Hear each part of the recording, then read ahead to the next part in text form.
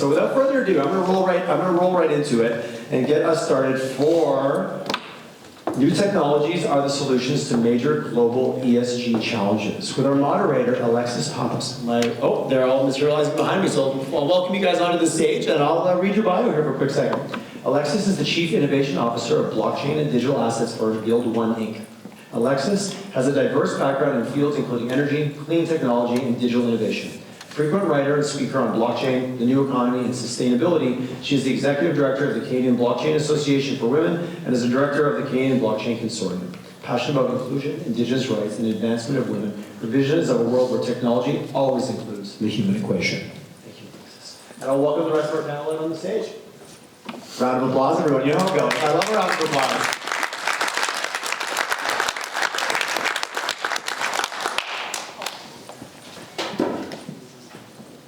So we always like to start with some fun facts about our speakers and panelists, and I'm going to get to introductions to our fantastic group in just a few minutes. But I just want to give a fun fact about me. I own this table. It's in my living room, and I'm super weirded out by this right now. So that's my fun fact, just a little random thing. This is your living room? If you talk to me on Zoom, you will see this in the background. So, anyway, this morning, just really excited to be here, kicking off the second day of the Alberta Technology Symposium. I have to say it was a fantastic time at the Inspiration Gala last night. I see many of you here who joined us for that event, and it was just so great to see the tech community uniting behind such a great cause, the Glenrose Rehabilitation Hospital Foundation, and the really cool work they're doing with advanced technologies for helping people regain their freedom and mobility. So that was such a good time. And this morning we're going to start off with a panel that covers some important topics around environment, social, and governance issues, or ESG.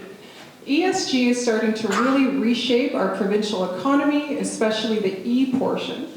According to the Alberta Energy Transition Study, which was conducted by Calgary Economic Development, Edmonton Global, and Prairies Can, sustainability could mean 170,000 new jobs, as well as more than $60 billion added to our provincial GDP by 2050. So it's not only a moral imperative to focus on ESG questions, but it's also one of the areas where we're seeing the biggest economic growth. And a lot of the time, it's not siloed technologies that are having such a big impact. It's the synthesis and the convergence of different technologies, like digital and emission reduction and measurement, and all kinds of other technology systems that are going to help us move closer to net zero. And for me, this is something that I'm really excited about because it's a big part of our focus at the Canadian Blockchain Consortium's ESG Committee, where we're conducting some really cool research, and we're going to be holding a lot of great events coming up in the next year, as well as publishing a blockchain sustainability roadmap for Canada, which is really exciting. And additionally, the consortium is just about to publish something that was a huge labor of love that also focuses on the synthesis between technologies, which is our Alberta Innovate-sponsored blockchain convergence plan, which examines the role of blockchain and its integration potential with IoT and AI and the traditional business systems of our key industries. So we're super excited about that. So now we're going to dive into some of the global challenges to sustainability. We're going to examine things like why we need to focus more on the S in ESG. And we're going to look at what sustainable development could mean for Alberta. So I'm going to go ahead and introduce our panelists. So we're going to go in order. Next to me here, I have Chris Pappas.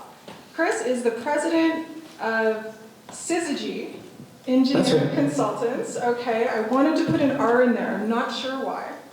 He's the co-founder of Terrestrial Energy, and he's an investor and consultant at Synergetic. And Chris's fun fact is that he knows the secret to fluffy pancakes. You have to tell us, Chris. Yeah, hold on to that one. Okay. Well, Scott Jenkins, next to Chris here, he is the Chief Executive Officer of ZS2. And ZS2 Technologies, this is Chris's fun fact, was actually named by a 9-year-old, a very creative 9-year-old. And despite their focus on chemistry and sustainable material science, the name has actually no scientific basis at all. But it did make it extremely easy to obtain ownership material to web domains, trademarks, and branding initiatives. So, pays for the original.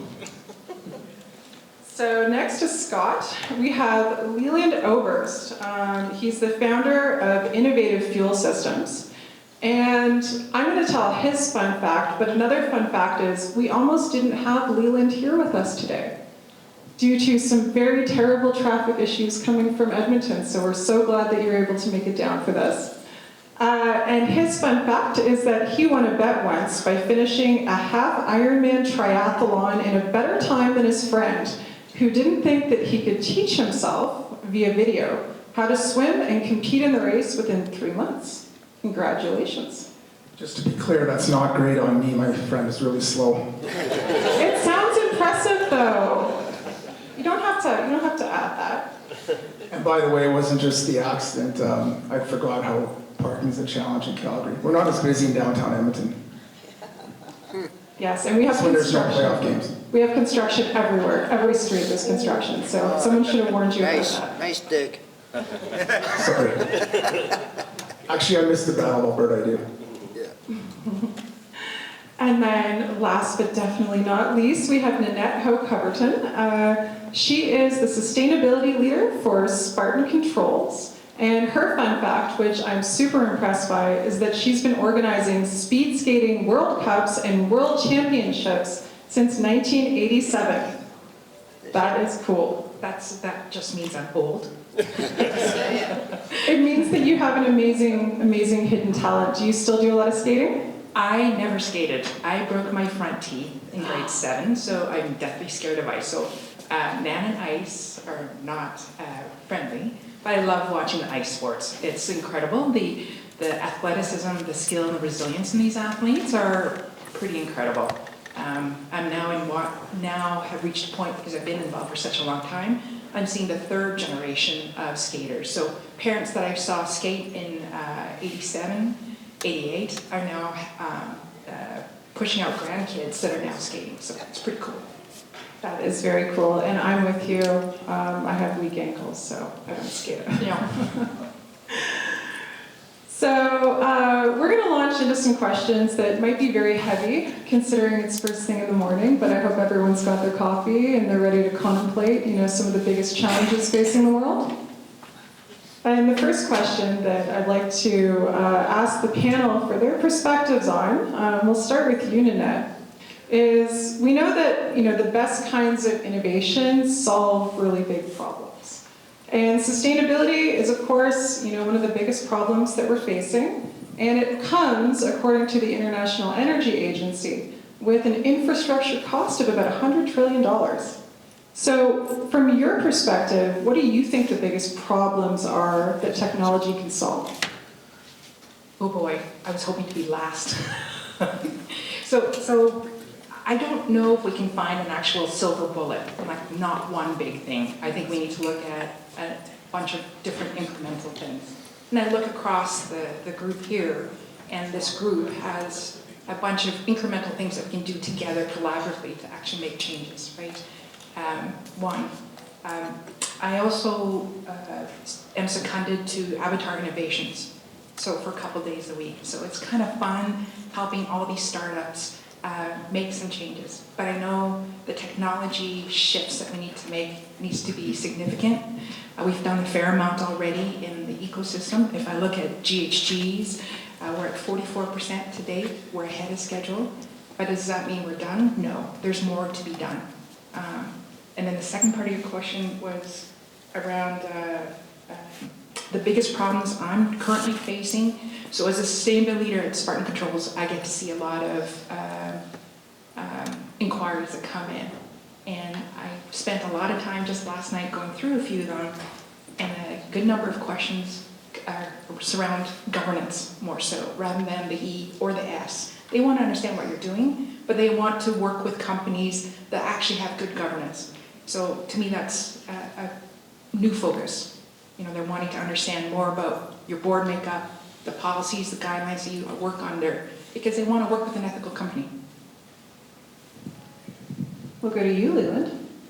Yeah, I would build on a bit what Nan said. I think, to me, the biggest challenge that I see in spades is basically we live in a world today where there's complete left or there's complete right. And there's nothing in between, I think, the silent majority, if you will.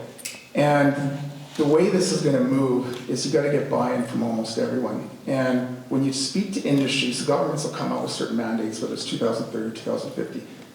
But then nobody's talked to industry. So I think everyone in the ecosystem, from the government to the suppliers to the end users, have to be in dialogue and in discussion and buy into this. Otherwise, sound bites, in the newspaper or in the media is not going to go anywhere. I think that's the biggest challenge. And the other thing I would say is, it doesn't matter how great your technology is.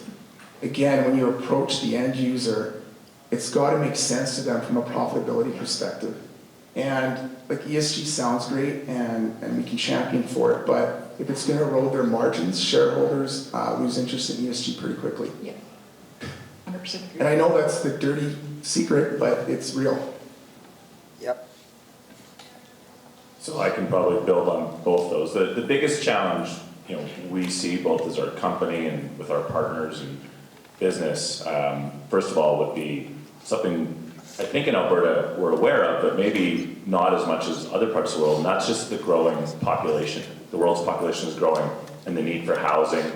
But it's not just a roof over your head, it's the need for resilient housing, because climate change is here now, so the E and the ESG. So that's a big challenge that we're hoping to help with. And I'll give an example in a second. But then actually to build also on Nan's comments and Leland's is the G, and we thought about it. Obviously we had the questions a little bit ahead from Alexis. So I was saying what this is, the importance of the G also to me, you and I being finance guys, and we were talking earlier today about this, is also about efficient deployment of capital and where the investors want to go. Yes. We're fortunate as a company growing quickly that we've had some excellent conversations and we have some excellent support from US-based investors. And they're quite concerned about governance actually because they want both return on investment, but they're also worried about investing in a company that's maybe not going to allocate those funds in an appropriate way. So it's all about efficient capital to solve the world's challenges. And then the quick story I'd say just when it comes to housing is a Canadian example. And I've got a phone call later this afternoon with the chief of the Kanaka Bar First Nation. And Kanaka Bar, for those that don't know, is right beside Lytton, BC. So we remember Lytton, BC burned down. His issue right now is, of course, his nation members don't have housing. They're living in temporary housing because the nation burned down. But his biggest issue isn't the rebuild. It's that after the fire, Kanaka Bar and that part of Canada experienced the coldest winter on record. And it's the electricity and heating bills they face. So, Cool. So I'm going to ask a question. Sure, jump in. So from the G part, and with all these different policies, you're probably seeing it more as well from the finance side. We have to measure more, we have to monitor more, we have to report more, we have to verify all that information in order to get and gain investors, right? So that, I think, has an impact on the blockchain community because they need that verified information to be able to honestly share that with their investors. So I guess I forgot to add that point to my earlier comments. So sorry, Chris, I didn't mean to inject By all your means, time. it's I think, intended to be a conversation, so. Okay. Absolutely, yeah. I mean, feel free to jump in if you have a point to add. Yeah, and to add to that, you might be hoping for answers from us today, but I don't think that we necessarily have them. We're part of the crew that's exploring for those answers. So I appreciated the question, the way it was framed in terms of what are the biggest challenges. And to me, that means we're still working on them. But for what I'm up to, and I guess if you don't know what terrestrial or synergetic is, I'm the token radioactivist here, so we're in the nuclear space. And I get to sit beside you. Yeah. We're all radioactive. That's another fun fact. We have potassium in our bones that emits radiation. So you get a lot of radiation exposure just sleeping beside someone every night. I'm sitting beside them on a couch. Anyhow, fluffy pancakes. The secret is eggs. So just so you know, make a souffle and then combine them. I knew that. Yeah, there you go. Anyhow, I feel like the biggest problem is wrestling between two things. Poor metrics. So you talked about measurement and accuracy in measurement. That's very relevant to this group, of course. But are we measuring the correct thing? GHG emissions is obviously a very useful metric because it's something that we have a hope to measure and talk about, but it's also a heuristic, which is a mental shortcut. It glazes over a lot of problems. We still have 2 billion people on the planet with zero access to energy. And that's a growing problem as the population increases. We also wrestle with attachment to things, and one of the solutions, maybe it's silverish, is adaptability, right? So being willing to let go of things to seek new or allow new, which is really at the soul of innovation. And I think we're not planting enough trees that our future generations will sit in the shade of, if that makes sense. So short-termism is a huge problem that we wrestle with. So focusing all of our decisions, capital allocation decisions, purely on maximizing things like net present value, rate of return, return on investment, time to returning your capital. Yeah, we obviously need profitability. We need jam today, but we need jam tomorrow. So what if humanity was to be around for another 10,000 years? Who thinks about what they do every day in that perspective? Very few people that I interact with, but that's my hope. I mean, I hope humanity's around for another 10, 100 million years. But we're talking about 2030, 2050, 2100, and we can barely get along. This is a huge issue. I really like that, and I'm a fan of long-termism as well. And I think, how would you describe the cultural, economic, social shift that needs to happen to be able to, reformulate how we look at value in that long-term context and how we allocate capital? Because we have, these very entrenched systems right now that have very defined metrics of success. How do we shift those? Does that take a lot more private action? Or does it take more government action? Where do you think that change needs to come from? As I mentioned, this is a big problem. I think about this a lot. If we had better financial metrics that could measure that in a way that was meaningful and understandable, we would be making really fantastic progress. So there's a challenge, a grand challenge to everybody listening today, live or recorded, however this gets out there. But I think about my experience in the oil sands and how exciting it was to see all the capital flooding into Alberta, announcing billion-dollar investments, and then seeing that leave after it was challenging to get the reservoirs to do what we promised they would do. And it went into chasing shale. And now we see that sort of shine coming off of that. And we hear billion-dollar investments being made in server farms. What? How's that possible? That's not a big refining plant up in Fort McMurray. It's much smaller, but it's extremely valuable. So I think it does come down to integrity,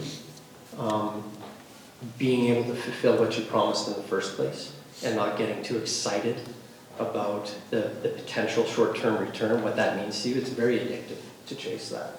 We have to be willing to feel that, let it pass, and think about, well, what does it also mean long-term? What if the integrity isn't there? I'll go on forever about this, literally. Well, and technology plays such an important role in developing those new and long-term systems that can help us make progress. And It would be great to dive a little bit deeper into some of the specific technologies that the panelists believe are going to have the biggest impact. Let's start with you, Annette. Back to me being Back first to you. again. Dang. Okay, so Spartan Controls is very focused on emissions, so I'm going to talk about that. So in the past 10 years, we've been able to abate 20 megatons out of the ecosystem. Pretty proud of that. And so that's our focus as a company, is working on that. Do we have all the solutions right now? No, right? Do we have solutions right now to get us to what we need to get to by 2030 with the targets that we have in mind? Yes, we do. But it takes such a long time for technology to get adopted. And so I want to build on Chris's comment about the culture shift, right? There's got to be a culture shift because adopting and deploying technology is such a hurdle in this province. Trying to find places for technology to get piloted, trying to find places to be able to test your technology, let alone pilot, right? And then adoption. So this technology that we've been able to implement over the last few years, that was a long haul. I started working on it in like the early 2000s, and it's only getting adopted now, right? So, you know, we need to get through a bunch of different things a lot faster, and that's why I love working in the innovation ecosystem, because I'm hoping to find a way for us to get our technology out there faster, right? Chatting with all of these gentlemen today to understand what they're working on, to see maybe potentially how I can connect them to get their stuff ahead, because that's my superpower, by the way, is I'm a connector. Well, I would, I'll make a segue into our technology by just following up on Chris's comments. I don't think we're going to get any long-term buy-in if we don't start having some quick wins here. Yeah. And I'm sure we'll discuss that over the next amount of time we've got left. That's critical because government can do whatever they want, but if the private industry can't commercialize these technologies and bring them to the market, if you actually normalize normalize COVID, our GHG emissions have gone up in Canada ever since 2015. They continue to go up. So even though it's unfortunate, we're all human, most of us like to be rewarded quickly and see things moving along. I think that's the only way this is going to survive. Good segue into our technology. So what we do in Innovative Fuel Systems is in the heavy-duty trucking market, which, by the way, in all of our lifetimes, we'll never have electric vehicles come to fruition. They just won't. There's not enough electricity on the grid. There just isn't. So, again, you read what you want, think what you want. It's not going to happen. So, but what our technology does, currently we're commercially, have commercial contracts displacing about 50% of the diesel burn, running it on compressed natural gas, RNG, or liquid natural gas as well. And we're in development to do a hydrogen diesel blend of roughly the same blend. Again, it's not complete net zero, but quite frankly, nothing really is. But it's a start, and it's something that's ready to go now. The challenge we're finding actually with capital is a lot of the venture capitals, they're looking at something that's a complete net zero solution that's decades away, but they want to hit a 20, 30, 40 bagger, and I get it. But the money's getting burnt, like literally burnt.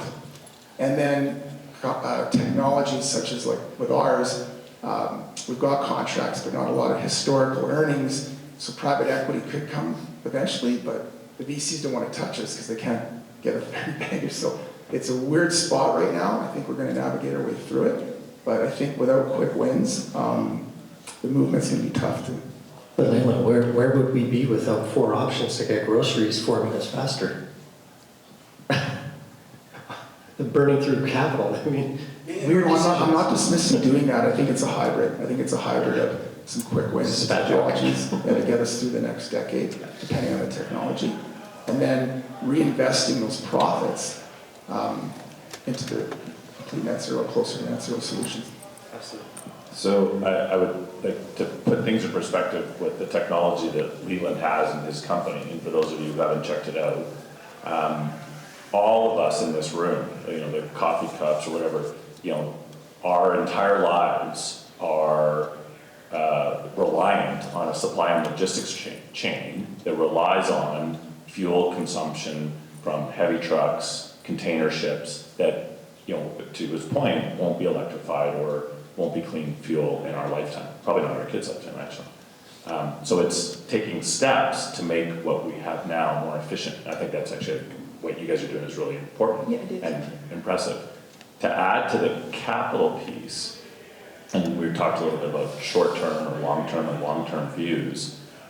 What's interesting from what I see, and I'll just be completely frank here, but where I see the United States once again has us beat a little bit here in Canada, is government in the United States is actually putting in place policies, tax policies, interesting foundational pieces to allow the true capital that's efficient, the private sector, to do their job. The private sector will likely solve the biggest challenges we have, not government, but government needs to put in place the foundation to allow the private sector to find that efficient allocation of capital. And not be like actively obstructing it either, because one of the things counterpoint to that is going on in the States are these big controversies over whether or not ESG ratings are allowable as a consideration for investment, which is just sort of crazy, especially given that the government is pouring a tremendous amount of money into sustainable infrastructure and carbon capture and sequestration. So they're very divided on how they think of it.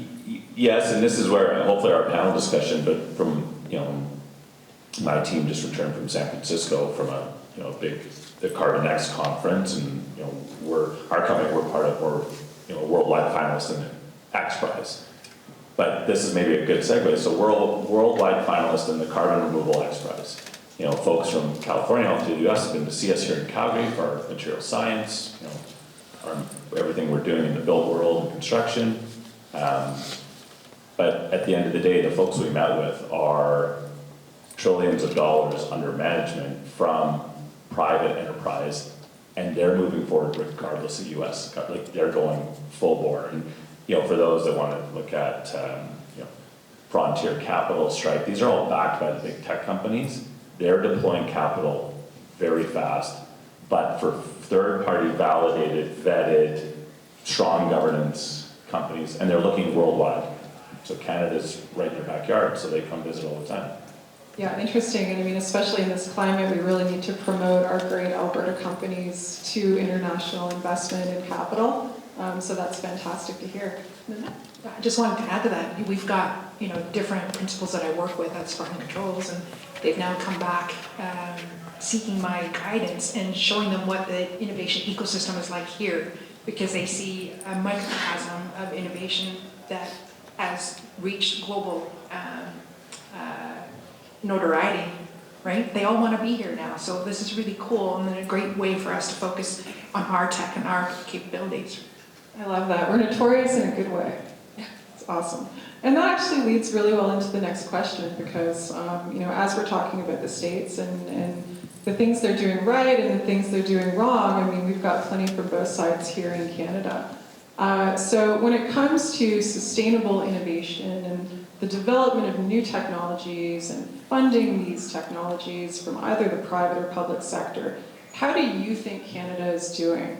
And how far along do you think we are in reaching our climate commitments and our net zero goals?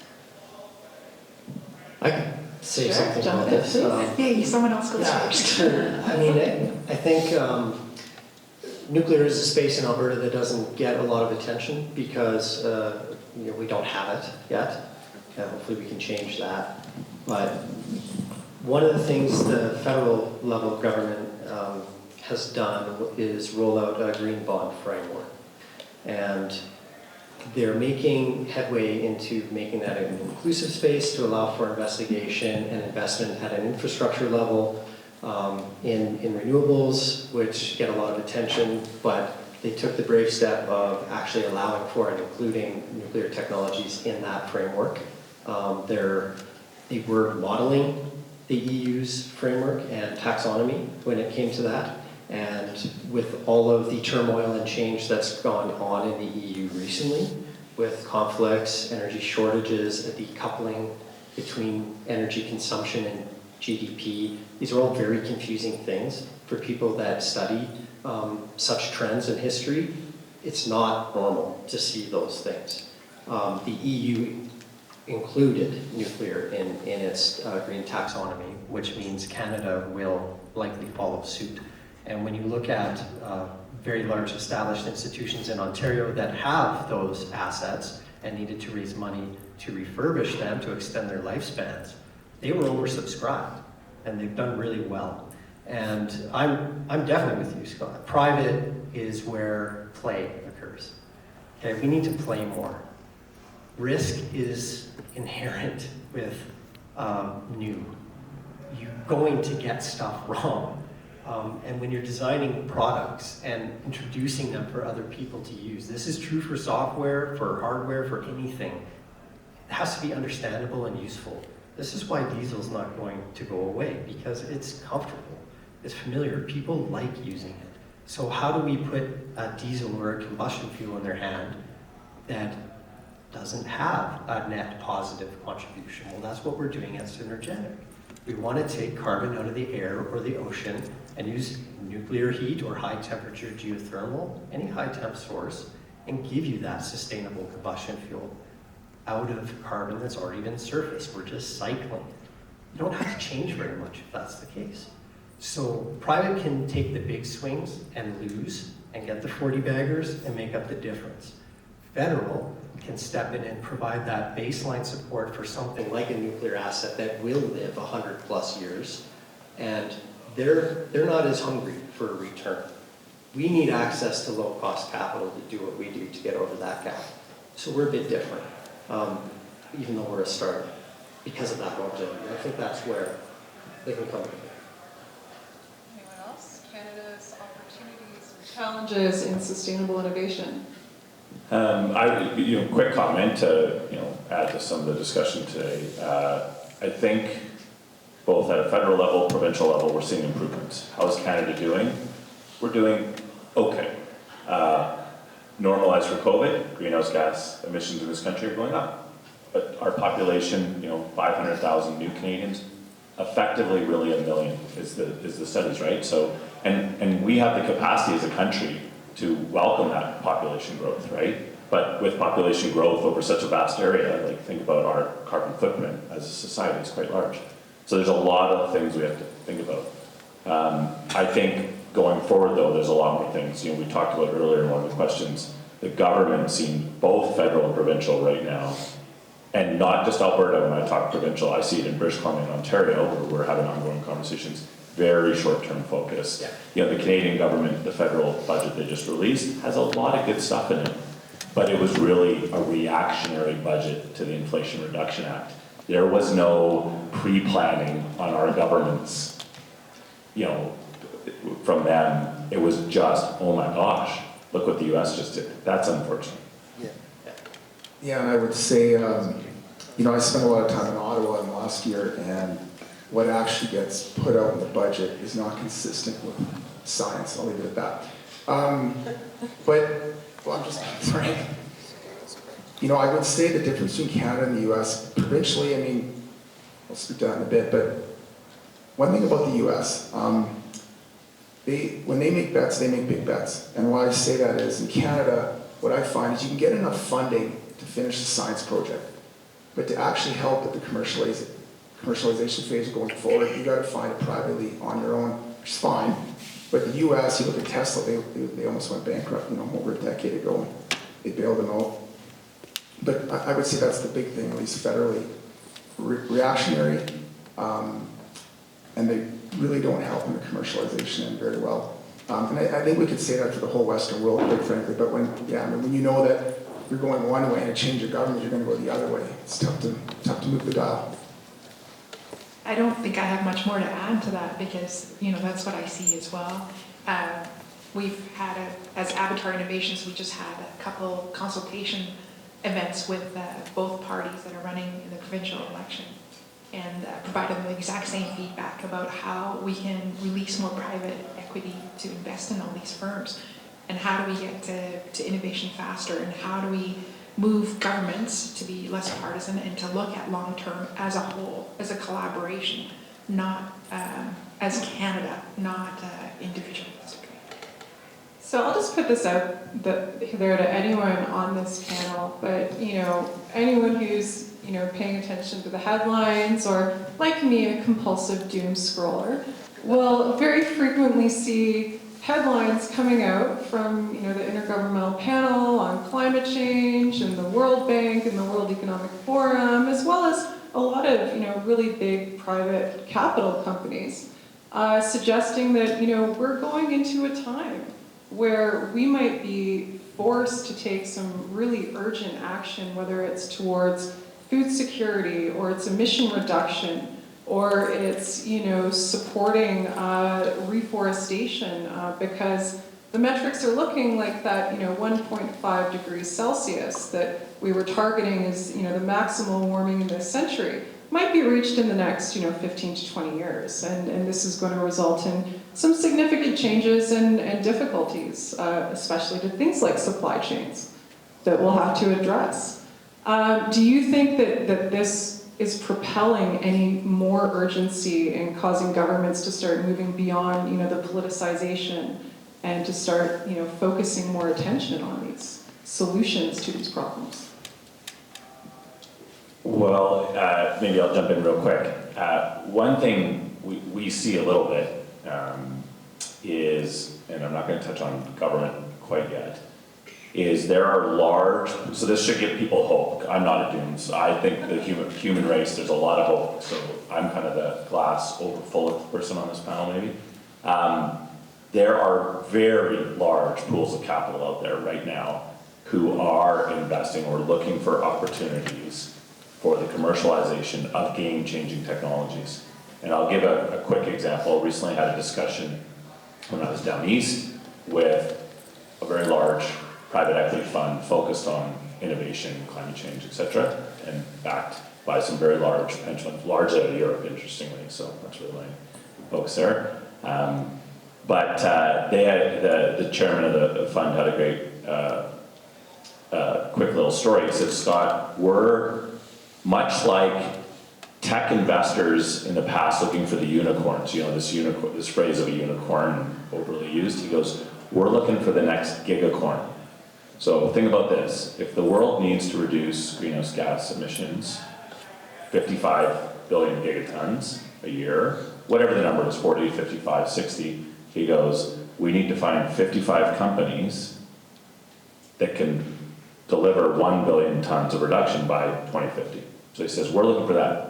But we're looking for that because our investors also want us to make a profit.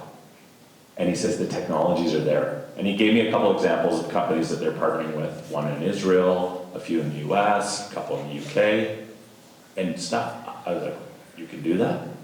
It's amazing what is out there. And we're lucky, so now let me flip it to Canada. We're lucky that we have an extremely young population. We have new Canadians coming every day who want to contribute to our economy. They're extremely bright. We have post-secondary institutions that are generating some incredible technologies.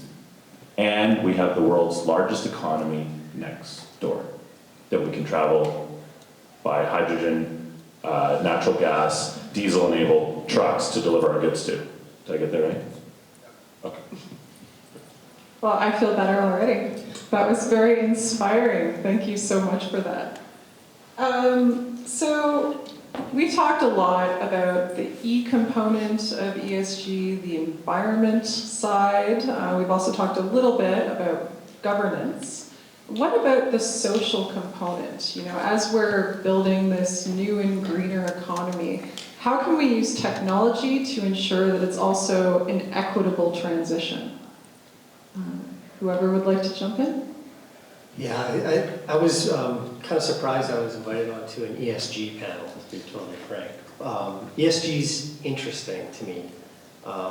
When you look at the intent, it is a marketing exercise, like many reports are. We have our financial statements, we have our MD&As, and then we have this ESG piece coming in. And anybody that either builds or reads those reports understands there's no consistency. And I was always curious why it got broken down into those three categories. And to me, humans are part of the environment. So I find the E and the S distinction to be troubling, to say the least.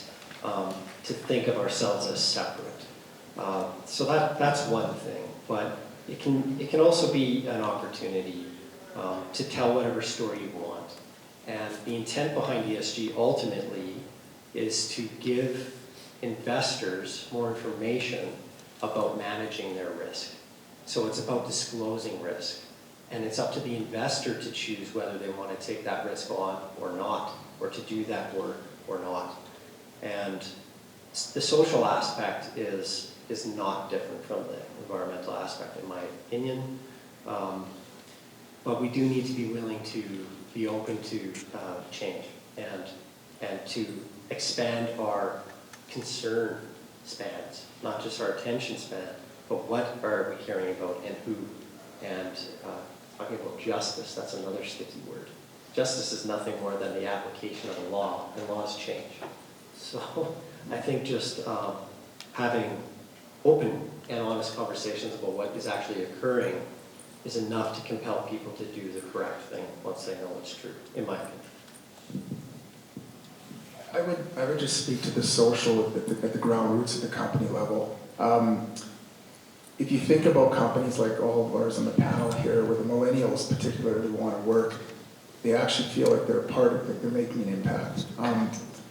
And you may not, every day is a new day, there's ups and downs, but I can only speak to my company, very engaged. In fact, we have two of our engineers actually literally moved across Canada from Ontario the day our country was shut down for COVID, and they're still with us.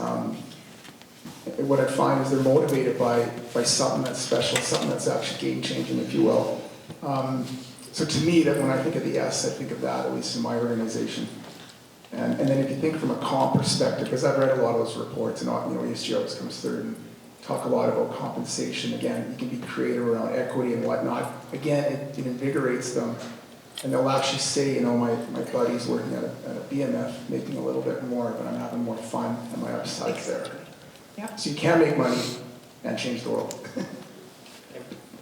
Yeah, I would add to that. That's exactly, we're a rapidly growing company, so access to people, the human capital, means really paying attention as a company to what motivates our team. And, for us, it says too, shameless plug, we really think we're building a better planet. We really do. It's not just a tagline. And for us, a lot of it then flows into housing. And, we touched off that at the beginning. And so the S for us a lot is, affordable, attainable, resilient housing for communities that need. That's a big part of our business, is how do we construct a better world. Because of what I do, I get to get involved in most of the post-secondaries in Western Canada. And I recently got to attend the capstone projects at the University of Calgary. I don't know if anybody's been to any of the capstones in the past, but there were 800 students displaying their final projects, their fourth year. And absolutely incredible. To me, it's absolutely inspiring what these students, I call them kids because I'm old enough, but these kids are actually developing, right? And so one of them was working on an offshore wind energy storage solution. And all four of those students decided that they didn't want to get a job because they wanted to continue working on that project and make it come to fruition. They actually built a mini pilot and showed me the unit while it was there. So I think I agree. These new students that are coming out have a different kind of motive in being able to make an impact in the world. They all want to make an impact. And so a second story I'll share is that we recently recruited an environmental engineer, and that was the largest number of applicants we've had in a long time, just because they had the environmental name in the position and role. And we actually had several people who already had jobs come and apply because they wanted to actually make an impact. So to me, talent is a crucial part in order for us to achieve our energy transition. We don't have enough people. There's been enough studies by CED, the Chamber of University, you name it, to show us that we don't have enough people. There's been studies by CED that we need 2,500 startups on an annual basis, right, in order to achieve what we need to achieve. And that there's, 2,500 open roles on a daily basis as well in the whole digital community. So there's a huge need for us from that side and the social side to continue doing that. And prior to ESG, the term was people, profit, and the planet, right? Yeah. And then CSR, there's many terms. And to us, in my mind, ESG is just the metrics, the way to measure our sustainability achievements. And so to me, I have in my mind two distinct different things. ESG is what the big companies and the companies are trying to measure themselves against, but sustainability is the way we actually achieve what we need to achieve. Well, I'll maybe point out the elephant in the room. In my opinion, ESG seems to have I guess, a brand issue. Yeah. That it's specifically left-leaning politics trying to infiltrate its way into corporate decision-making. And we discussed this offline, that it's, in my opinion, more useful to look at it as a way to try to pull the long term into the boardroom's decision-making as well. And to satisfy the short term at the same time. So people, anybody that's ever had employees, you just cannot make them happy. No matter what you do and how much you give. I think we need to make sure that we're secure. And that if people are unhappy or unwell, that there's an ability for someone to hit the escape hatch and leave that bad situation. And to make room for others that may thrive in that environment and really seek that opportunity to be aware of that and to have the chance, no matter who they are or where they came from or where they want to go. I think we just need to continue fostering the culture and the ecosystem, right? That there's opportunities for us, because to us, or to me, you leave a company, you run into somebody else again. It's such a small city. It is. An ecosystem, right? And so never burn a bridge. Never burn a bridge.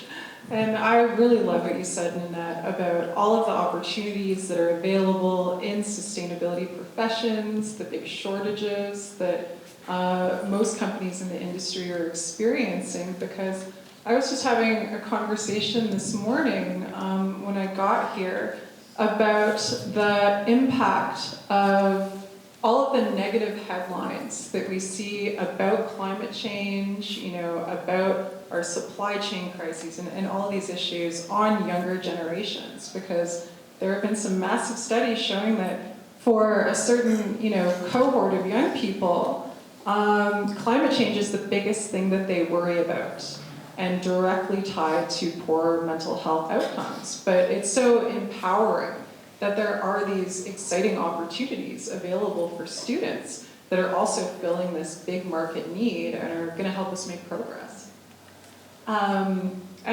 Because a lot of things around this topic tend to veer towards the problems and the obstacles and the issues that we're facing, I love, kind of wrapping up these discussions with something a little more utopian and positive. Because, I think that that's important to have, this vision of what the world could be, and knowing that there are, paths to reaching it. So I'd love to hear from each of you in the coming decades, if we are able to properly fund and incentivize and support adoption for all of these technologies, what could the world look like? What's your most optimistic vision? Can I start with you? Okay, I love this. There's a lot of talk about net zero. And one of my problematic KPIs that we look at is emissions. We're not looking at net energy contribution of our energy systems. So if we want to go through and build amazing things like a Canada that can accept 100 million immigrants, new Canadians, whether they're climate refugees or not, or literal conflict refugees, or let's say electrify everything, or cognify everything, and power all these computers that we're trying to build, and be a multi-planetary species, we need to be producing a ton of excess energy.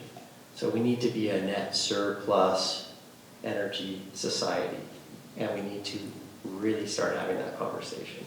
So anything that moves the needle in that direction, I think we can have faith that the youth will figure it out.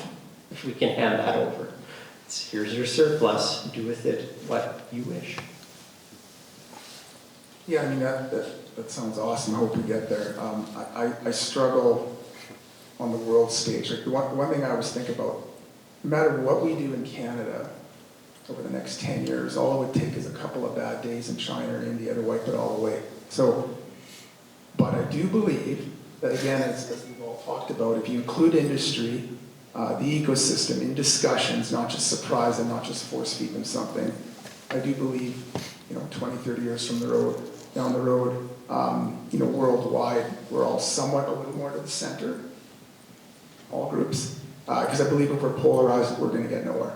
Yeah. So I think it's systematic, quick wins, build on the quick wins, reinvest the money from the quick wins, the net positive energy, and get buy-in. We need buy-in. Want me to go ahead? Well, I know Leland, so two things. One, in utopia future, Flames win the Stanley Cup. Oilers miss the playoffs. And I'm watching it from Mars. Yeah. Number two, and I'll just, shameless plug for ZS2, what we're doing. The cement industry creates 8 to 12% of the world's greenhouse gas emissions. So you think you got a big challenge and big industry to tackle.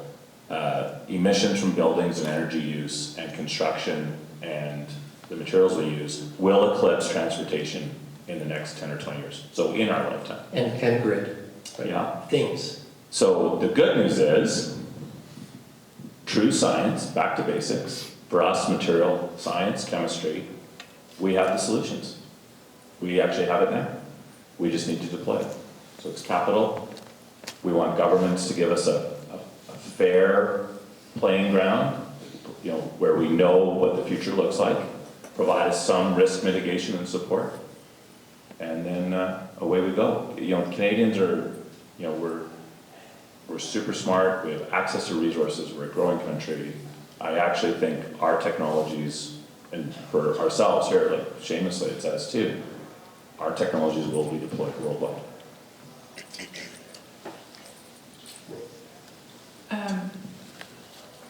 I'm not as eloquent as these gentlemen, but I think my goal, what I'd like to see by 2050, is that Canada is #1.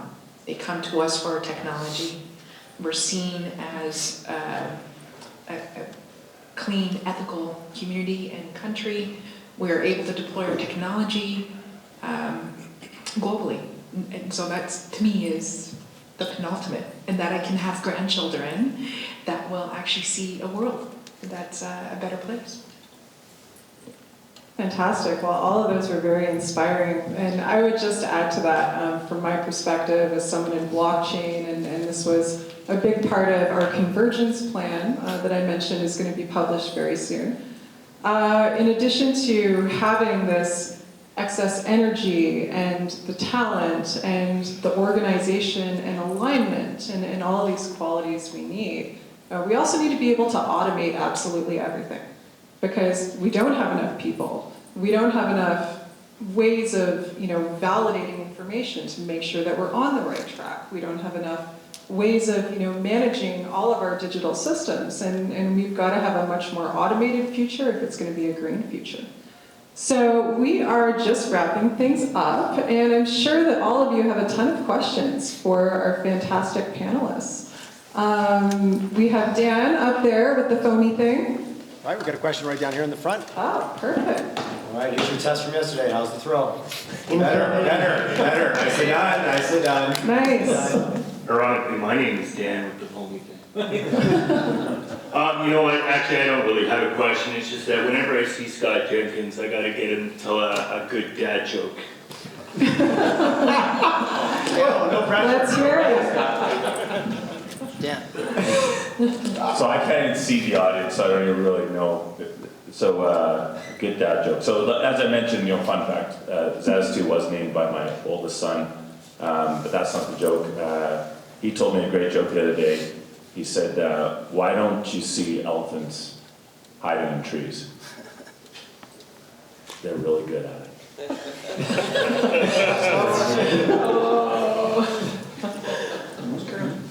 you for that levity. Who else has got a Got one up question? top here. I've stolen the box already, so I just have a question about general right here. So I have a question for like general government and the way that democracies are set up. Do you think that some of the short-term thinking we see in the polarization is just based on the fact that we have 4-year terms across most democracies on the planet?